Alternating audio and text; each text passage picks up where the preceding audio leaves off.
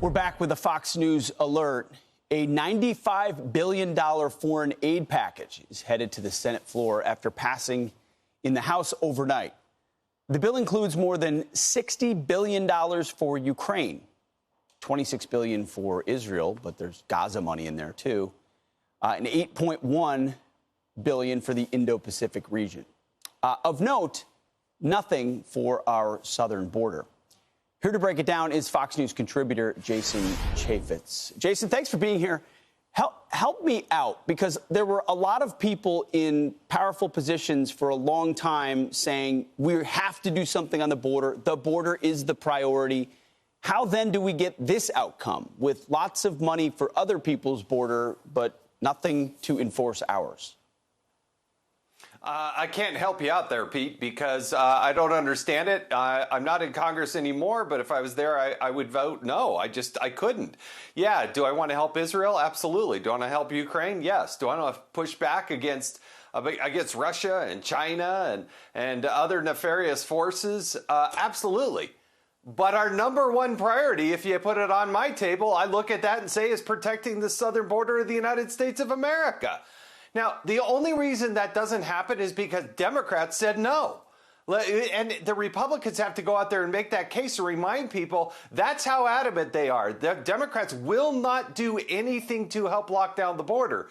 But I still think you have to hold the line. And I have great respect for the people who did vote for this, but it is just wrong to not prioritize the southern border. You know, Jason, you've been a chairman. You know what that pressure's like. Is it just so much pressure? Yeah. I mean, to stare down the other side and say, no, we're not going to let you wave your little Ukrainian flags until we secure our border here. Is it just over time they wear people down like Speaker Johnson? How does that I know you said you don't know, but what's that pressure like?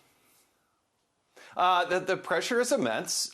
You want to go along to get along there in Washington, D.C., but you had a lot of principled people who voted no. And again, I think there's some good people who probably voted yes, who do care most about Ukraine. The number of flags, the Ukrainian flags flown on the floor of the House of Representatives, are you kidding me?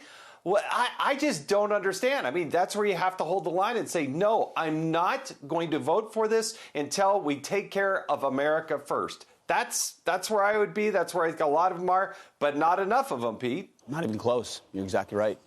It's a demonstration of what the Democrat Party is most interested in. It is Ukrainian funding and not our people. I want to get to one other portion of what passed in that bill as well. Here's the headline from the New York Post. It said, TikTok ban now inevitable after House overwhelmingly passes a bill forcing a sale. Here's a quote also from a TikToker who says talking about what he's seeing on TikTok. He's saying, in regard to the Israel-Palestine conflict, for all the biggest sources of misinformation, TikTok is just a gold mine. It seems like there is something happening in the algorithm that is very much trying to soil the West. What do you make of this kind of ban of TikTok in that they'll have to sell to an American company?